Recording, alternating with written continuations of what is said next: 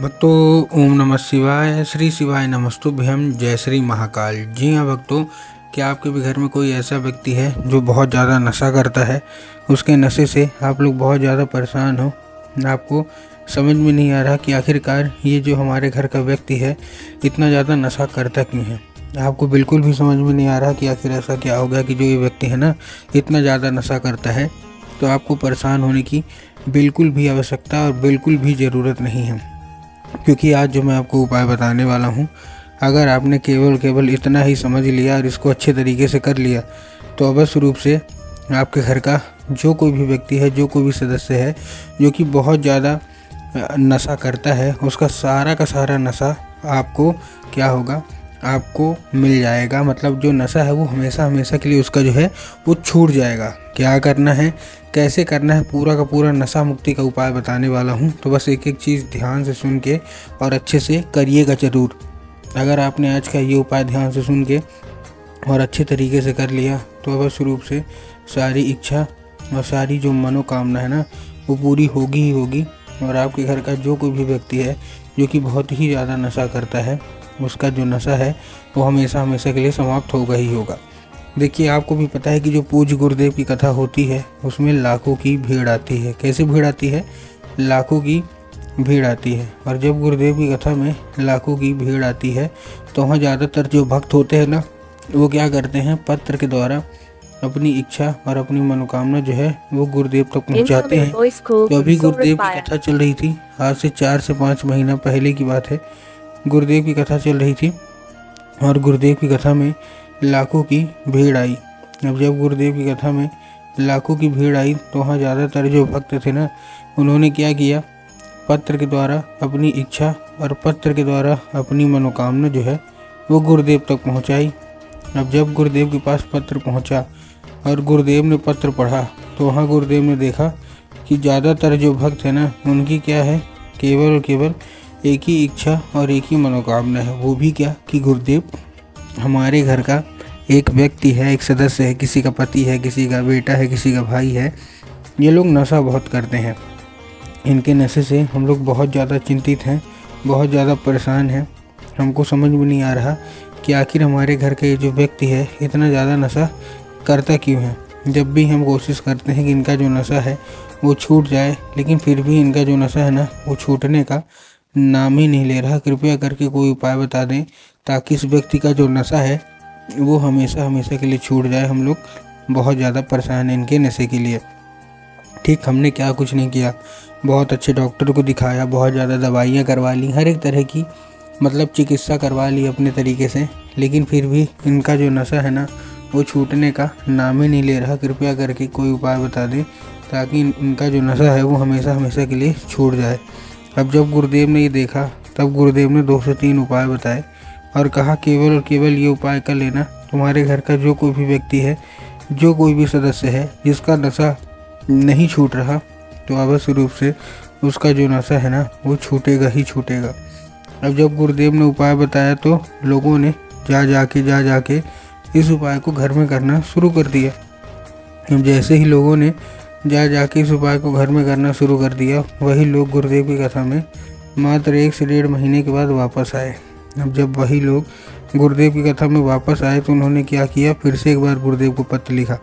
लेकिन ये वाला जो पत्र था ये गुरुदेव को धन्यवाद के रूप में पत्र था कि गुरुदेव धन्य हो आपका, आपके द्वारा बताया गया उपाय हमने कर लिया है, हमारी सारी इच्छा सारी मनोकामना जो है वो पूरी हो गई है, आपका कोटि कोटि धन्यवाद। तो देखिए, जो लोग भी मेरी आवाज़ अभी सुन रहे हैं ना, अगर आपको भी जानना है कि आखिर ऐसा कौन सा उपाय है जिसको करने मात्र से इच्छा मनोकामना जो है वो पूरी हो जाती है, तो चलिए हम बताते हैं आपको आज की इस वीडियो के माध्यम से कि आपको करना क्या है। लेकिन उसके पहले चैनल पे अगर पहली बार आए हैं और आवाज़ मेरी पहली बार सुन रहे हैं तो वीडियो कर दें लाइक और चैनल को भी कर लें सब्सक्राइब, ताकि पूजनीय पंडित प्रदीप जी मिश्रा के रोज़ नए नए उपाय जो कि मैं उनकी कथा से सुनता हूँ, श्रवण करता हूँ, सबसे पहले मैं आपको प्राप्त करा सकूँ। ठीक, तो देखिए, जो हमारा सबसे पहला उपाय है, इस उपाय में आपको करना क्या है, इस उपाय में आपको 3 काली मिर्च और 1 धतूरा लेना है। क्या क्या लेना है? 3 काली मिर्च और 1 धतूरा। अब देखिए, काली मिर्च और काली तिल में ना बहुत सारे लोग कंफ्यूज होते हैं कि काली मिर्च क्या है, काली तिल क्या है, ठीक ना। तो तब गुरुदेव ने बताया है कि आपको क्या लेना है, आपको लेना है काली मिर्च, ठीक। तो काली मिर्च आपने लिया कितना, 3। अब 3 काली मिर्च के साथ साथ आपको और क्या चाहिए, 3 काली मिर्च के साथ साथ चाहिए आपको 1 धतूरा ले लिया और उसी व्यक्ति को दे के भेज दीजिए कहाँ, सीधा सीधा शिव मंदिर। अब जैसे वो व्यक्ति शिव मंदिर पहुँचेगा उसको बोलिएगा कि दक्षिण दिशा में खड़ा हो जाए और उत्तर की ओर अपना चेहरा कर ले। अब देखिए दक्षिण और उत्तर में भी ना बहुत सारे लोग कंफ्यूज होते हैं कि दक्षिण क्या है, उत्तर क्या है, हमको थोड़ा साफ साफ बताओ। तब गुरुदेव ने बताया है कि आप जिस भी शिव मंदिर जा रहे हो ना, उसी मंदिर का जिधर साइड जलाधारी होगा आपको अपना चेहरा उधर साइड करके खड़े हो जाना है, ठीक। खड़े हो गए। अब खड़े होने के बाद क्या करना है आपको, एक नाम लेके, कौन सा, महादेव का बहुत ही सुंदर सा नाम है श्रम्भेश्वर महादेव। तो आपको करना क्या है, आपको श्रम्भेश्वर महादेव का नाम लेके और उन्हीं का स्मरण करके आपको चुपचाप क्या कर देना है, अर्पित कर देना है बस। पूज्य गुरुदेव कहते हैं कि अगर आपने श्रम्भेश्वर महादेव का ये उपाय कर लिया ना, तो अवश्य रूप से सारी की सारी इच्छा और सारी की सारी जो मनोकामना है ना, वो पूरी होनी ही होनी है, ठीक। ये था कौन सा, पहला उपाय। अब देखिए हमको भी पता है कि जिनके पति जो है नशा करते हैं ना और कुछ भी करते हैं, तो उनका जो मन है ना वो किसी भी उपाय में, किसी भी पूजा पाठ में नहीं लगेगा। तो आप जितने लोग हैं जो चाहते हैं कि आपके घर का जो व्यक्ति है नशा करना छोड़ दे, तो हम आपके लिए बता देते हैं कि इस उपाय में अब आपको क्या करना है। जितनी भी महिलाएं हैं तो ध्यान से सुनिएगा। इस उपाय को करने के लिए आपको सबसे पहले क्या चाहिए, इस उपाय को आपको करने के लिए सबसे पहले आपको चाहिए 3 बेलपत्र, 1 लोटा जल। क्या क्या चाहिए, 3 बेलपत्र चाहिए और 1 लोटा जल चाहिए। अब देखिए 1 लोटा जो जल है वो सबसे पहले तांबे के लोटे में जल होना चाहिए। इस चीज़ का आपको ध्यान रख लेना है, ठीक। किस में होना चाहिए, तांबे के लोटे में जल होना चाहिए। इस चीज़ का आपको ध्यान रखना है, ठीक। रख लिया।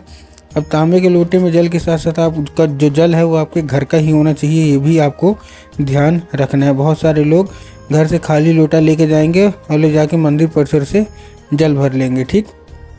तो ले लिया अपने घर से। आपको 3 बेलपत्र लेना है।